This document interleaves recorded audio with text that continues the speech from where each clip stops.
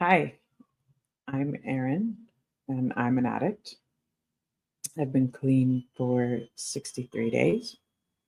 I was married to a drug dealer for 15 years.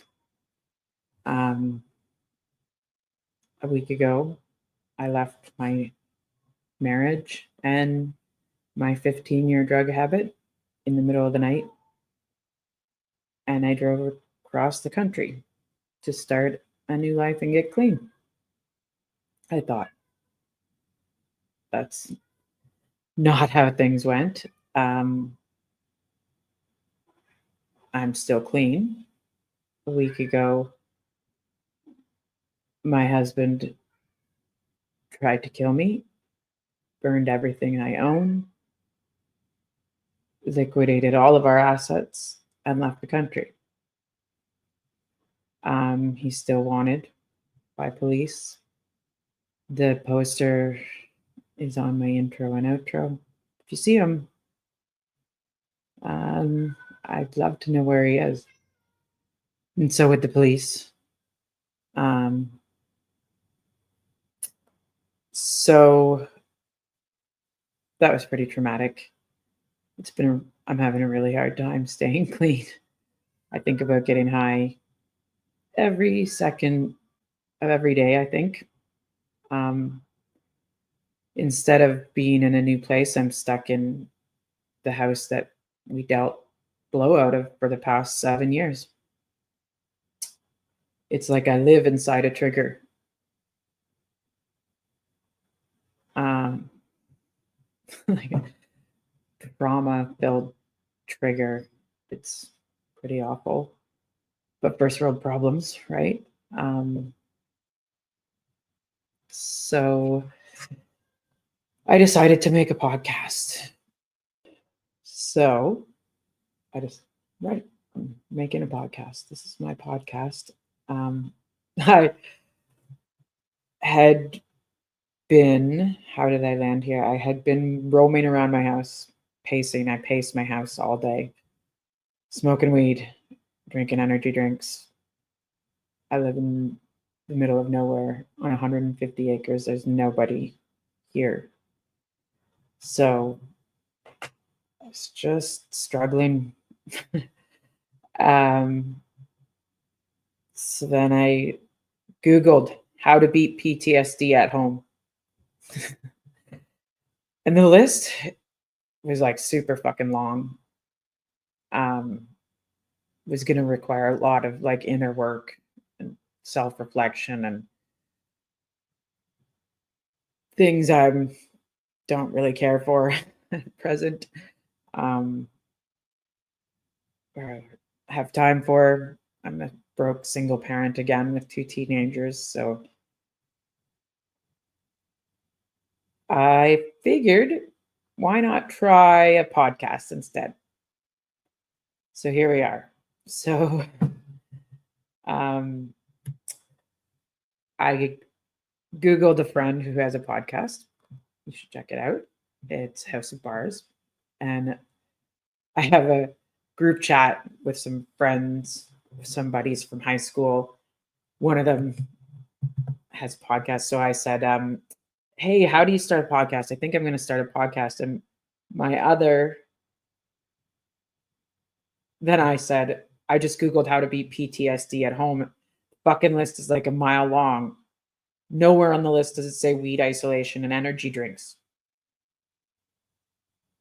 And then my buddy Dan, whose opinion I hadn't asked for, says, honestly, that list already sounds like bullshit. Probably includes stuff like physical exercise and not masturbating 8 times a day. Bullshit.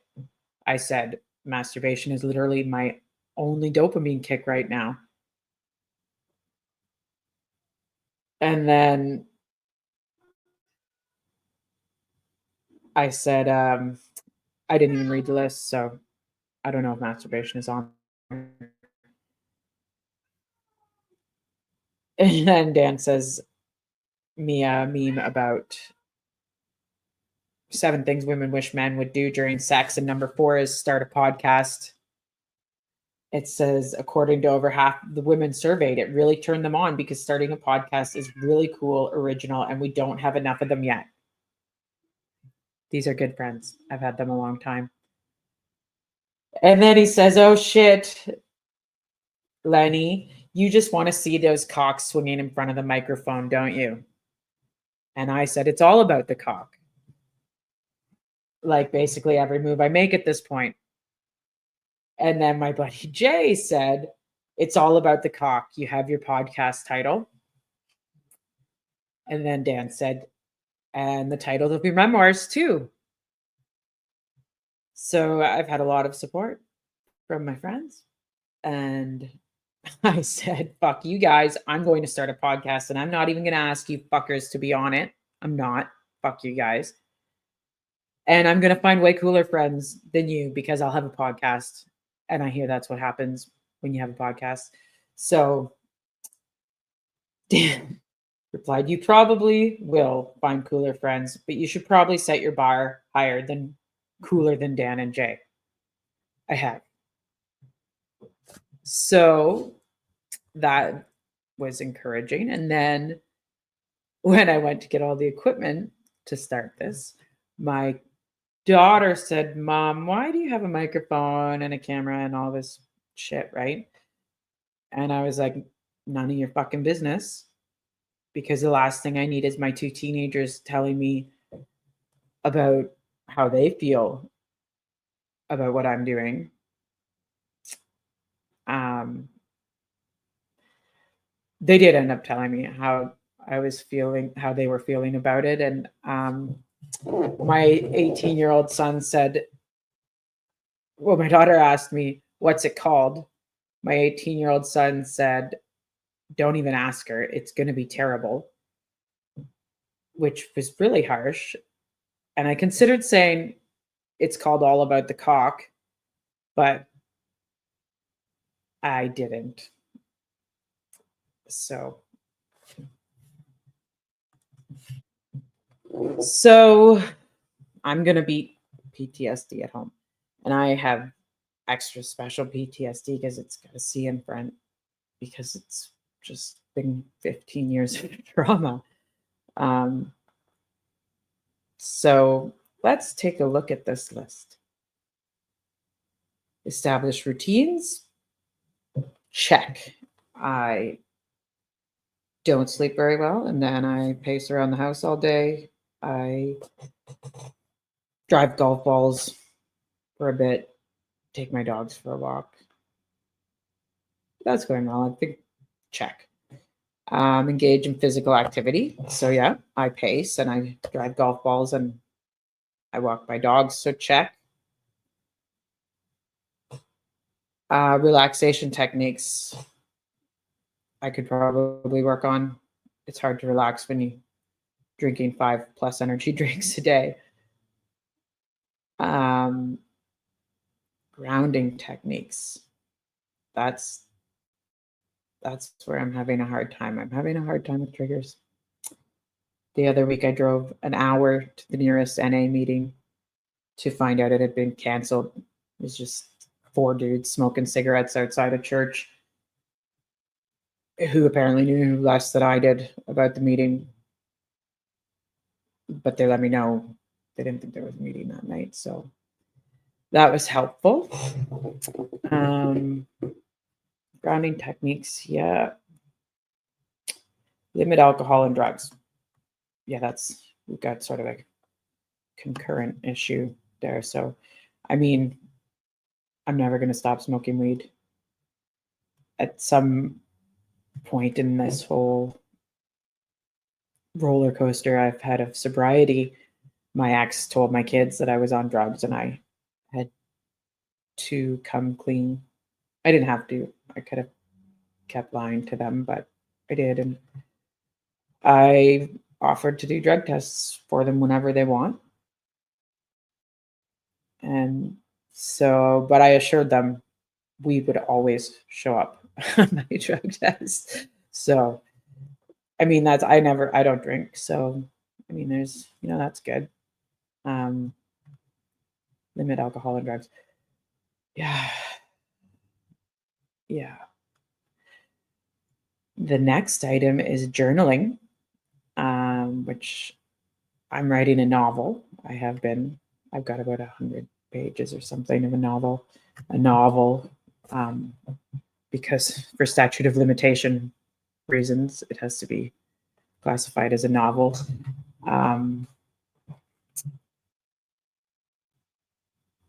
Connect with loved ones. I have 2 teenagers that are just everything to me. I've basically raised them alone, and neither of them have told me to my face yet that they hate me. So I think I'm not doing too bad. Join support groups. I tried that. Make new friends. So that would be helpful around here. When you live in a town where you were the drug dealer for the past 7 years, it's hard to meet the right kind of people, I guess. So everybody I know is either in active use or very, yeah, no, nobody's really recovered. It's a fucking depressing place. Fentanyl's killing everyone. We live near a res, and it's got an official opioid crisis. They don't even, when I talk to people, they don't even say people died anymore. It's called going down when you die from fentanyl and then somebody brings you back. I still say you die, but they just say you go down, because a lot of times I guess you get back. A lot of times you don't. But the fentanyl thing, it's very real and very, very dark and sad. I know at least 20 people over the last 7 years that I know well enough that I would stop and talk to them on the street that have died in the past 7 years. So anyways, volunteer. Yeah, I just don't know about leaving the house at this point. I try to not leave the house alone. Make new friends, volunteer. That would take a lot of time and energy. Seek therapy. Yeah. Consider medications. I would do that. I will take any medication. Basically, that's if you've got drugs, I'll take them at this point. Art therapy, acupuncture, sure. Yeah, so just a lot of the same old shit here. Doesn't say start a podcast. Doesn't say drink energy drinks and smoke weed all day or isolate, but we're going to try all those things and see how it goes. So if you see my ex around, please contact the appropriate people.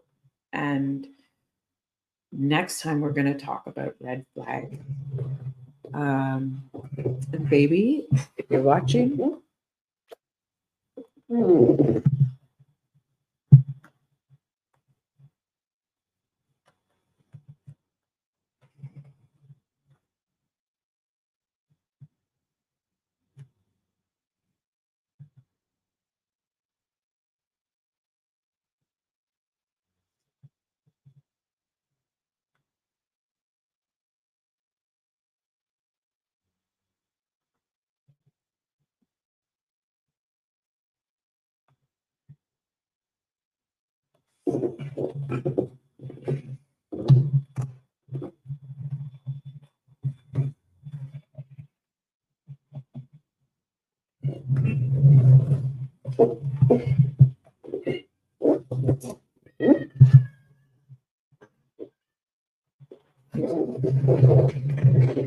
and like and subscribe, share. Sharing is caring.